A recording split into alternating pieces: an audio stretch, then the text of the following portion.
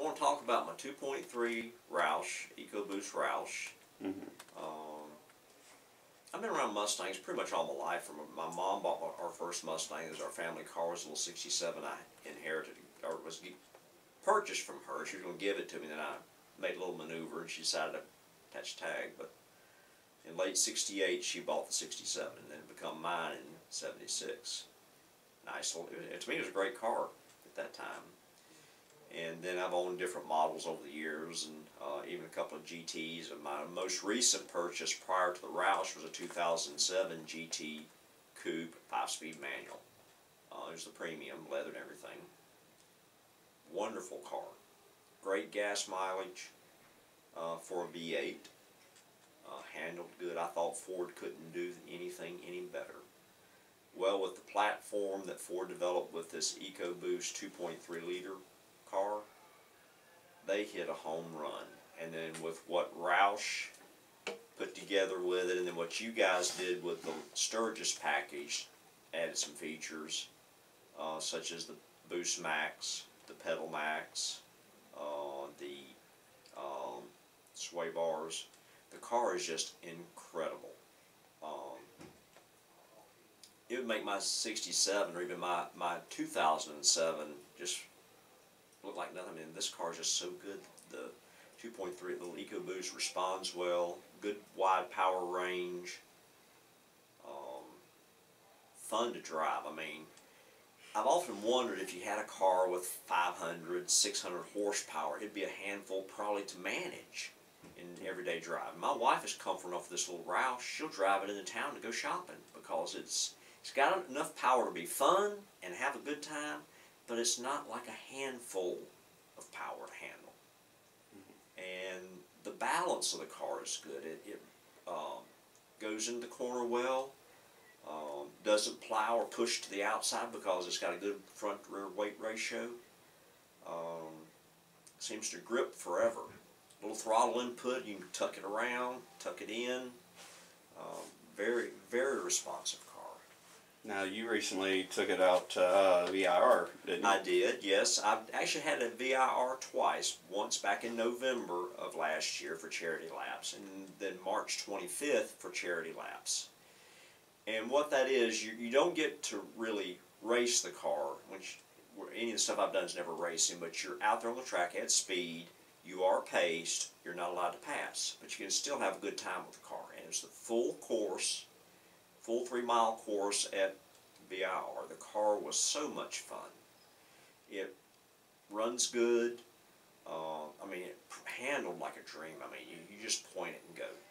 And the brakes are excellent in the car. I mean, I had to stand on it a couple of times because I got a little too aggressive and the guy in front of me was going slow, but she stopped great. I mean, the brakes didn't fade. I mean, it just, like I said in the track accelerometer app that is on the car, it had a .91 G's in braking.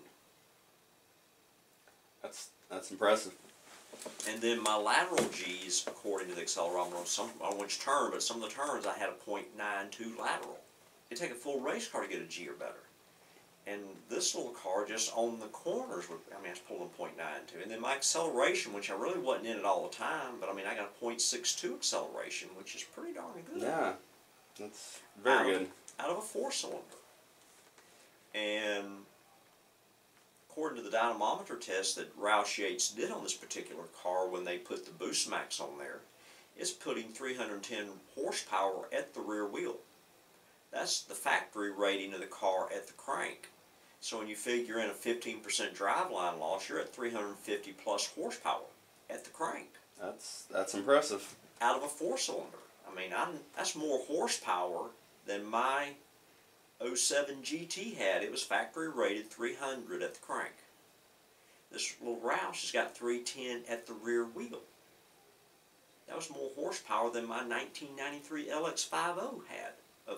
It was about 225, 230. So, I mean, the car is incredible. And then just the fit and quality of the work that Ford's put together in this car. Let's face it, the Mustang is an iconic car. Oh, yeah. I mean, yeah, when I started running around Mustang Club of America in 1979, they were all, you know, even the Shelbys were just beginning to get a little collected, but you go back 5 years prior to that, it was just another old car. Just another old car. Yeah. And now, I mean, you know, with all the history of the car over the last, you know, 50 years, and plus the fact that it's been in continuous production. I mean, yeah, the Corvette's been out 60, but there was at least 1 or possibly 2 years that they didn't actually, I know it was at least 1 year, they didn't manufacture the Corvette. It was not built that year because they were having some kind of technical issues bringing out that version at that point in time, and there was a whole year they did not. I think that was 1982. 1982, yeah, I think it was 1982. And they didn't build a year right there. So the Mustang's been in continuous production. Yep. So, I mean, that's really, and, I mean, Ford hit a home run with this car as far as, you know, even with just combination city highway driving, I'm doing 25, 26 miles to the gallon on the little EcoBoost. When I'm cruising the interstate, it's over 30. Oh yeah, easy. My V8, 2007, my combination city highway driving was about 21, high 21, maybe 22 some. On the interstate, about 26. Which is good for a V8, but I mean, with the power I have with this little 4-cylinder, and the power to weight ratio is good, but I mean also the front to rear balance weight. The EcoBoost car has about 175 pounds less on the front end than the V8 car. There's a member in our Mustang Club in Greensboro that has a little 2.3 liter 2015 EcoBoost, and he loves the car, and he thinks highly of it, and it's a fun little car. I wouldn't trade anything for a good V8, but I tell you what, that Ford sold me on this little 2.3. I mean, I've driven the 2.3 previous generation engine, the single overhead cam, basically Kent engine that come out in the late 70s, and that was a reliable little engine. But the difference between the two engines, they're not even the same engine. I mean, they're two completely different engines. The 70s version and stuff was just a single overhead cam. This 2.3 they have now is a double overhead cam.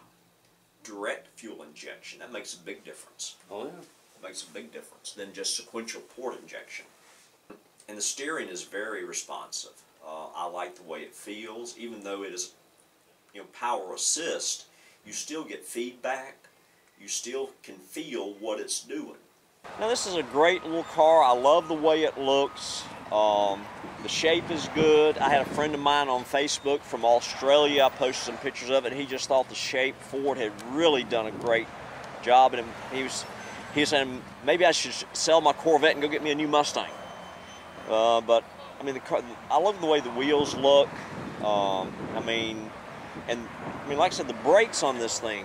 Front rotors are almost 15 inches in diameter. They're 14.5 to 15s, 20-inch wheels, and I mean those big brakes really stop the car. I like the overall flow of the car. The way the front end looks, has a nice aggressive front end. I mean, I know Roush did a little change with the fascia there and stuff from the original Ford package, and that really just, you know, looks good. I like the little aerodynamic touches. The overall fit of the body is good from right off the get-go. I mean, the gaps are all nice and uniform. I like the little fadeaway blue striping. It's just a great overall car. Great all around.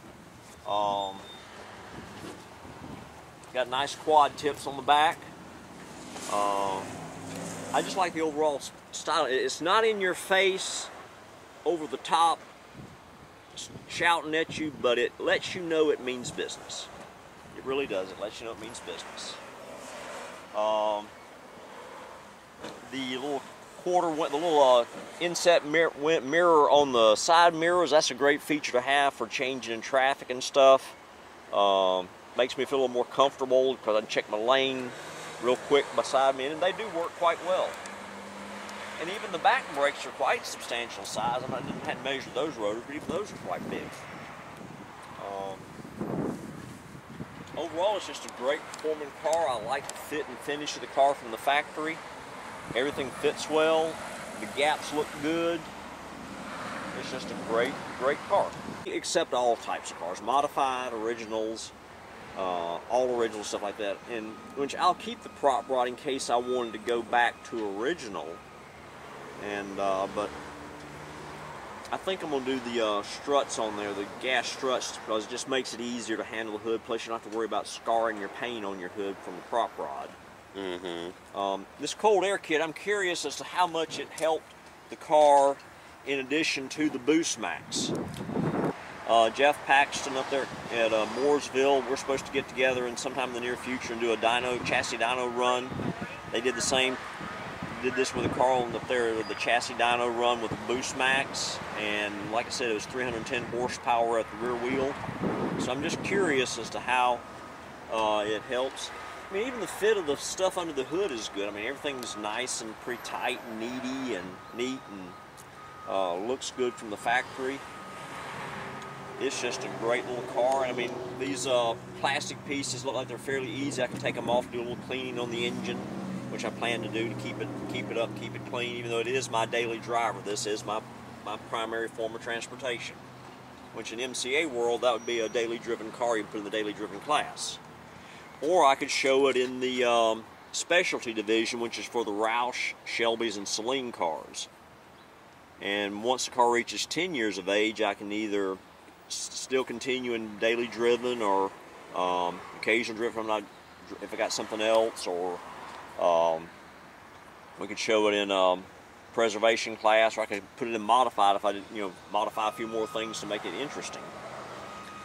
But I just like the car the way it runs right now. I mean, I haven't driven one without the Boost Max, but I had a friend of mine who put Boost Max on his F-150, and he noticed a huge difference. And quite frankly, I mean, even the gas mileage is still good with the Boost Max. The car just runs great, and it's just really, and I got to do a little time, take some of the plastic pieces off, do a little more cleaning and stuff, and it's just routine maintenance and cleaning to keep the car up.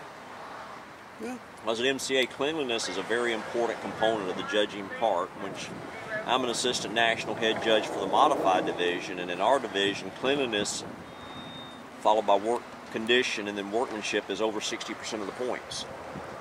Modification points only account for about 20% of the points total. But even had jacks on the car. She's tight, there's no rattles.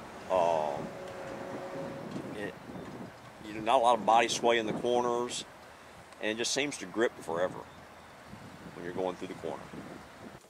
Many people are probably kind of, they think national level showing they're scared. Well, I've often found that at the MCA national level shows, you're judged by a group that has had some training. We do try to do a fair amount of training and stuff. And the cars in all the classes are not competing directly against any other car in the class. They're competing against, we have points standards for gold, silver, and bronze across all the cars. That's including your original concourse driven, concourse trailered, the unrestored, the occasional driven, the daily driven, modifieds. They're judged against a point standard. So that means if each car meets an award level, all of them, they will get that award level. You can have where every car in the class gets gold. I have seen where there's cars just didn't meet enough points, they didn't get anything. And then it's a mix. MCA is really a stickler for cleanliness and good workmanship of the car. Cleanliness just takes time and effort and not a lot of money. Dirt doesn't care if it's on a $60,000 Shelby or on a $3,000 daily driven 20-year-old car. Dirt is dirt.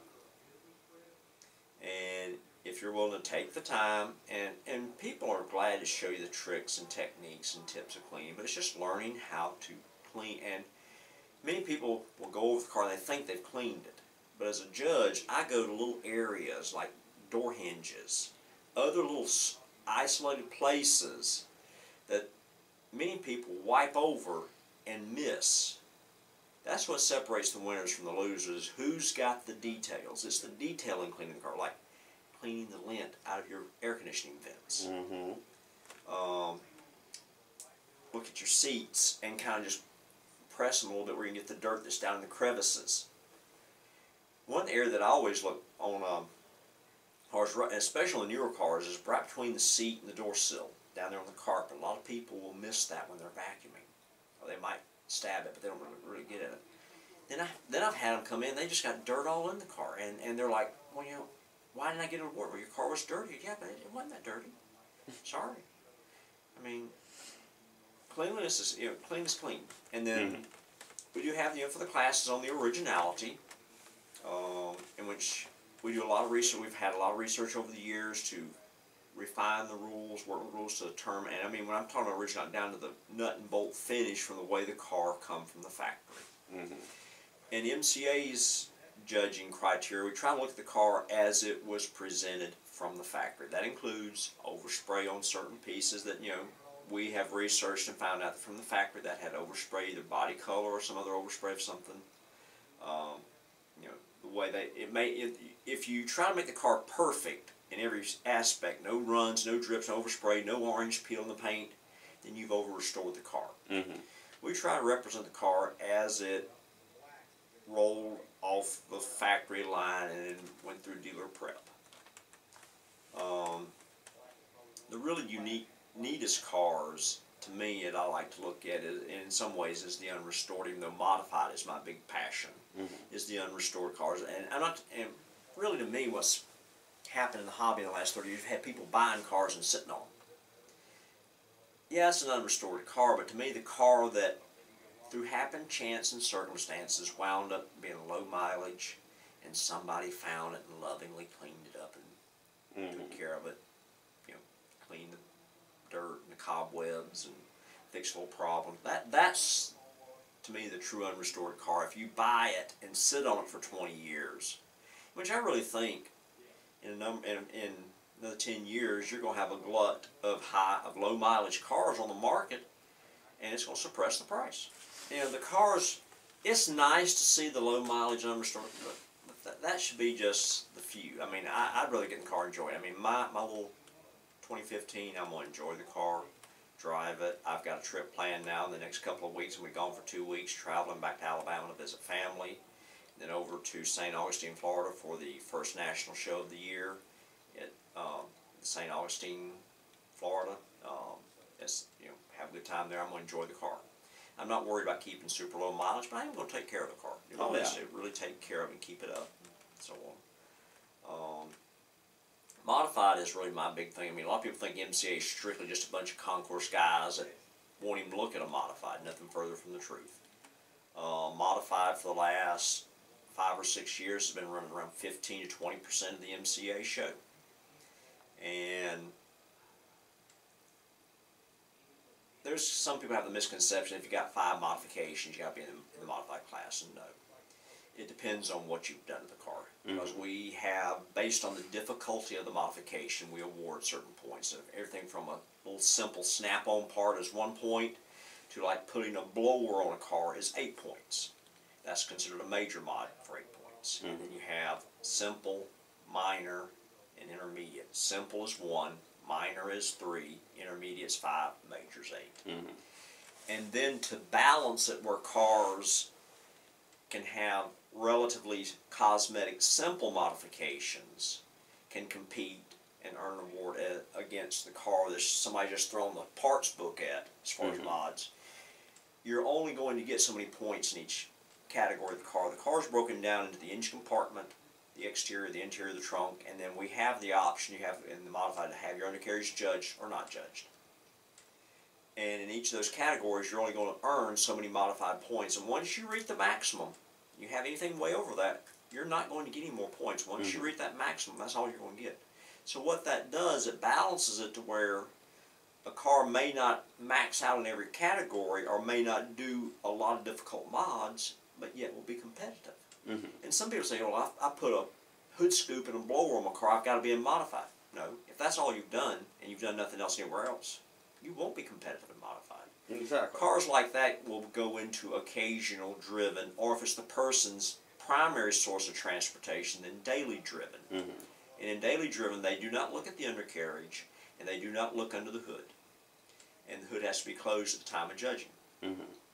all those cars are not looked at from an authenticity standpoint. So if you got a Sears battery, you're not going to lose any points. Mm-hmm. Or if you don't have the original type tire that come on the car, you're not going to lose points. Or if you do have a couple of modifications, you're not going to lose points. The car is judged strictly on cleanliness, workmanship, and condition. And it's a tight standard they have to compete against. Oh, yeah. Don't think that, you're going to walk away with an award easily. You're going to have to be on top of your ball game. Mm-hmm. As far as cleanliness and then taking care of the condition of the car. If you got parts that are rusty and scratched up, you're going to lose points. But in the daily driven and occasional driven, we do expect to see some usage signs. The cars that's got to be literally perfect is like your concourse trailered cars or the thoroughbred cars. Mm-hmm. Now, thoroughbred is a car that's been, most of the time has been restored, and they can only use new old stock or reconditioned original parts. Mm-hmm. Reproduction parts are not allowed. And a seasoned judge knows the difference, can tell the difference between a reproduction part and an original, 99% of the time. But those cars are judged on authenticity as well as workmanship. They're literally expected to be almost like it rolled off the factory. I mean, and plus if it's bare metal, it's got to be bare metal. It can't be the cast blast, can't be painted. There's chemicals out there that people use, Bolube, some other chemicals that you put on the bare metal that keeps it dries clear and it doesn't rust, but you can see the bare metal. In concourse driven, you are allowed some allowances for safety especially on the older cars. I think now don't quote me on this, but I believe, if I remember right, you can have a dual master cylinder bowl on like a 65 or a 66 and not lose any points because that's a safety. Or you can have radial tires instead of the bias platform, but it's just got to be of a size comparable to what was on the car originally. So you're allowed some things, and you're allowed to do some painting of natural parts, so you won't have to worry about rust in concourse driven. And then we also have, if the car is truly driven, but let's say it's an early car and you don't want to drive it 500 miles, you can trailer it to the MCA shows and you'll just still go in concourse driven, because the rules are different between concourse driven and concourse trailered. They're restored differently, whereas in concourse trailer you got to have natural bare metal. In concourse driven you can have painted bare metal that replicates the original finish. And that's how we separate the two. And so if you trailer the concourse driven car to the show, you will still be judged against concourse driven rules. And you'll be in the concourse driven class. Now if you are in occasional driven, which most of the time people drive just on the weekend or for parades and stuff, and you trailer the car at the show, you'll still be in occasional driven, but you'll be an occasional driven trailer, just so the driven cars are not up against the trailer cars, but they're judged exactly the same way with the exact same judging sheet.